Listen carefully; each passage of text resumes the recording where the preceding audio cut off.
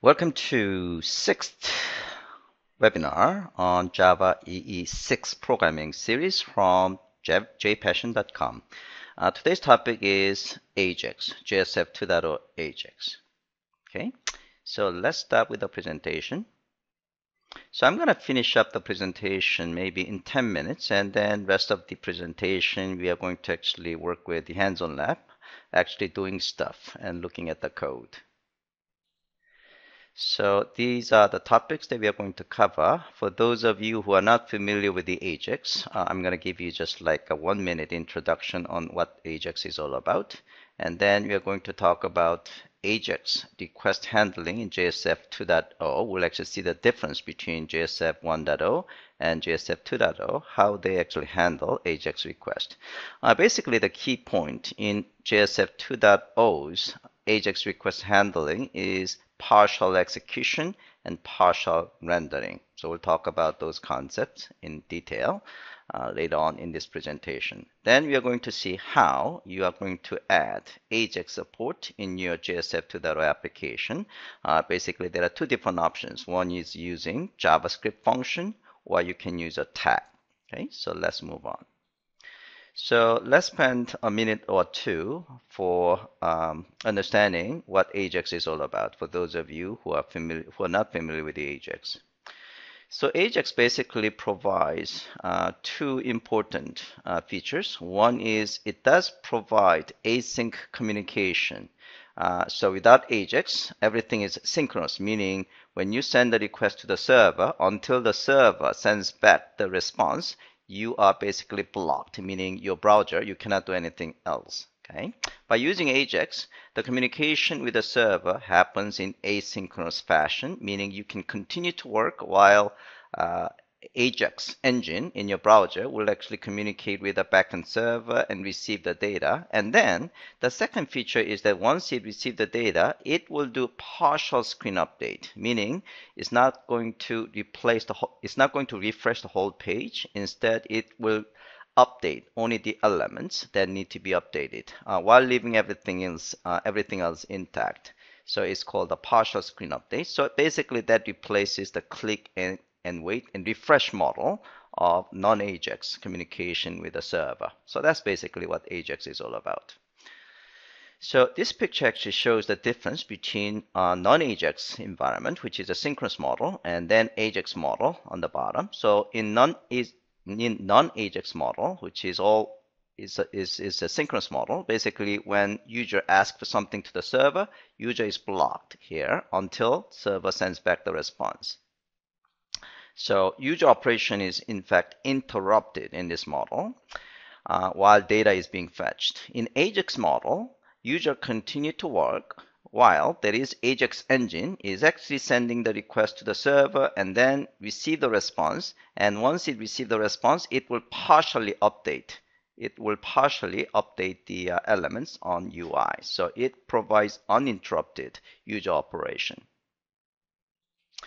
Okay, so let's move on to how Ajax request is handled in JSF 1.0 and JSF 2.0. We're going to mostly focus on JSF 2.0. Again, key aspect of JSF 2.0's Ajax handling is partial execution and partial rendering. So this is the famous JSF request processing lifecycle. It does have 6 phases, and it basically each of these blue block represent 6 phases. What it means is that in the non-partial execution and non-partial rendering model, which is a JSF 1.0, every single component in the view. By the way, when you're actually running JSF application, for each view, a tree is constructed, and the tree is actually made of all the UI components, and each of those components will actually go through these 6 phases. Okay, and that's actually quite inefficient. So that's the reason JSF 2.0 now comes with the partial execution and partial rendering model. So let's actually talk about that in a bit more detail. So JSF regular lifecycle spans the entire execute and render process of an application for all components of a page or view as a default. So as a default, it goes through all the 6 phases for all UI components on that page. And that's the default in JSF 1.0. And again, that's very inefficient. Basically, you are basically executing and rendering for every component, even though those components do not really participate in any change, anything like that. So in JSF 2.0, now it's possible to process or execute, is the same term, the execute or process, or render only the parts of an application. So you can select a set of UI components for execution, and you can select a set of UI components for rendering. So that's what is called the partial execution and partial rendering, and that's a lot more efficient. And this is all happened behind the scenes, so you don't really have to actually understand how things work. But basically, JSF 2.0, by doing partial execution and partial rendering, is a lot more efficient than JSF 2.0's the regular the request handling. So, for example, in JSF 2.0, Ajax Framework can generate requests containing information on particular component, which particular component or components may be processed and which particular components may be rendered back to the client. So this is again explanation of partial execution and partial rendering.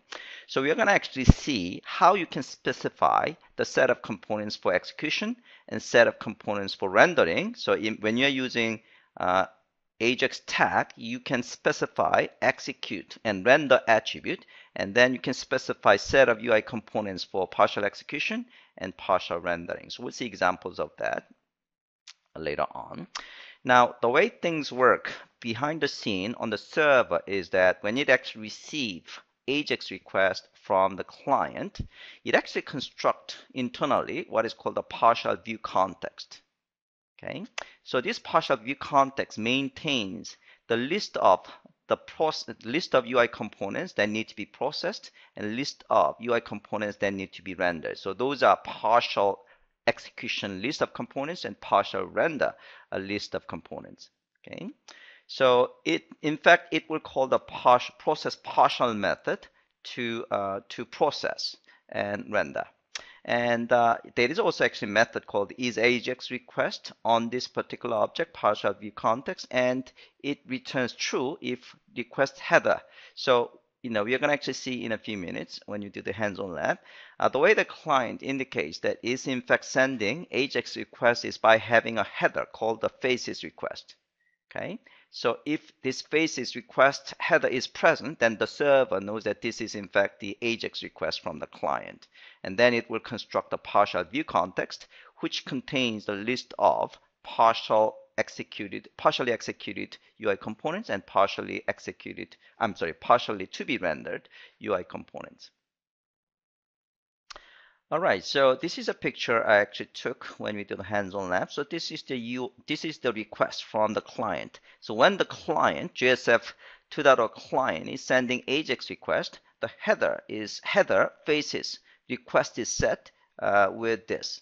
Okay, so this is indication that the client is actually sending Ajax request. Okay, so as I said before, when you're using Ajax tag, the execute attribute identifies the list of components. Okay, so here we say segments of the server-side component tree. So list of components should be executed or processed. Okay. Now, render attribute specifies a list of UI components in that component tree that need to be rendered. So those are the ones that will be changed on the client, and rest of the UI components on the tree will not be changed. So it's a lot more efficient. Okay, so let's actually move on how you can actually program to add Ajax in your application. So there are two schemes for Ajax processing in JSF 2.0. As I said before, you can use JavaScript API. So in fact, the JSF implementation of Java EE6 comes with its own JavaScript library. In fact, this is the first JavaScript library that comes with as part of the Java EE6 platform. So that library provides an API, JSF.Ajax request. This is an API you can use. This is a JavaScript function to perform Ajax operation to the server. Or you can use this tag, FAjax tag. Okay? So we are going to look into each of these in a bit more detail in the rest of the presentation and hands-on lab. But the attributes that you specify on both of these, they are all compatible. Okay, so let's take a look at that. So let's take a look at the JavaScript function. So the way that you include your JavaScript library that comes with Java EE6, that library is called the JSF.js. Okay, so this is the JavaScript library that comes with the Java EE6 platform, meaning any Java EE6 compliant platform has this JavaScript library. And this is the way that you are going to include that JavaScript library in your application. And then you're going to use JSF.Ajax and then request, and then you're going to specify the source and event, and then you're going to actually specify some options. You're going to specify some options. Okay, so I'm going to actually explain these things in a bit more detail when you do the hands-on lab. So it's basically this is UI component, and this is the JavaScript function. So just assume that that's the JavaScript function, and we're going to actually I'm going to explain these things in a bit more detail later on. All right, so actually I'm going to actually move on to the presentation and do the hands-on lab and do the demo at the end of the presentation, because I want to actually explain execute and rendered tags in a bit more detail. So this is the second scheme for adding Ajax support to your application. In this case, we are using second scheme, which is using this tag. Okay, so Ajax behavior is added to an input component by adding fAjax core tag. So when you add this Ajax tag here, what it means is that you are adding Ajax support for this particular UI component. Okay.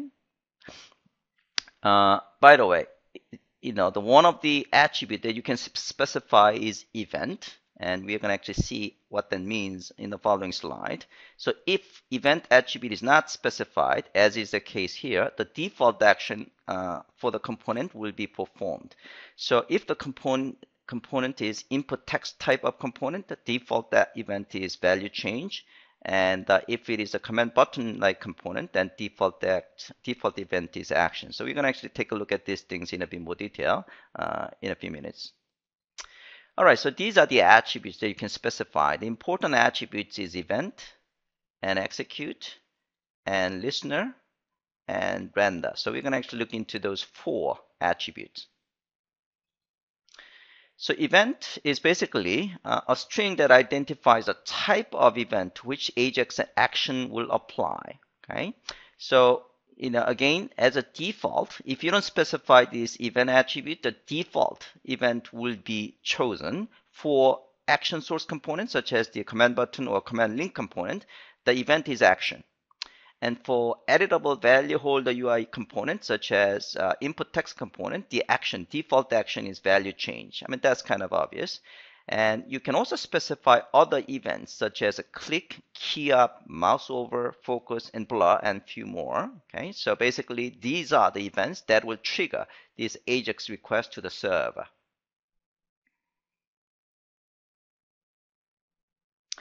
Okay, so this is the case. Well, so if you actually take a look at, by the way, if it's not specified, which has been the case in this example, this is input text, right? Which is added value holder type of UI component here. In that case, the default action is going to be value change action. Okay, value change event. All right, so render. So we have seen in JavaScript function, you can specify this render as one of the options, and this is in fact the same information you can specify in this tag. So this render specifies a list of UI components that need to be rendered on the client. Okay, so these are the ones that will be partially rendered. You can specify the IDs of UI component, or you can specify literal. If that's the case, that's the string of component identifiers. Okay, so basically the names. If value expression is specified, it must refer to a property that returns a collection of string objects. So this could be expression language, and that could actually return a list of the string objects, and those strings actually represent UI components. if it is not specified, the default is none, meaning nothing will be rendered. There are other built-in values you can use. For example, form. That means any UI component in that particular form will be rendered. They all participate in the rendering process. None is again default. Nothing is participating. This is this particular UI component. All means everything on that page, meaning every single component in the view tree. Execute is again providing list of UI components that need to be partially executed, meaning these are the list of UI components that need to be processed on the server, and rest of the UI components in the view tree will not be processed. Okay. Again, if you can specify a literal, that has to be space delimited string of component identifiers. So what happens is that when these components specified here are executed on the server, it participates, it is processed. So it is processed in all phases except render, okay? Because render will be actually handled by the render attribute. Okay? Listener basically provides the method expression that need to be executed on the server side in response to Ajax action on the client. Okay, so it's just a method that gets executed. All right, so we are going to do hands-on lab. So that is a pretty straightforward presentation on how Ajax is supported in JSF 2.0. So let's actually do first exercise. Yeah, so the first exercise is doing Ajax with a JavaScript, and the exercise 2 is using the Ajax tag. Okay, and exercise 3 is actually the rebuilding guest number sample application using Ajax. Okay, so let's do Ajax with JavaScript. So we have actually few sample application. So let's run the simple JSF Ajax count application. So I'm gonna just run that.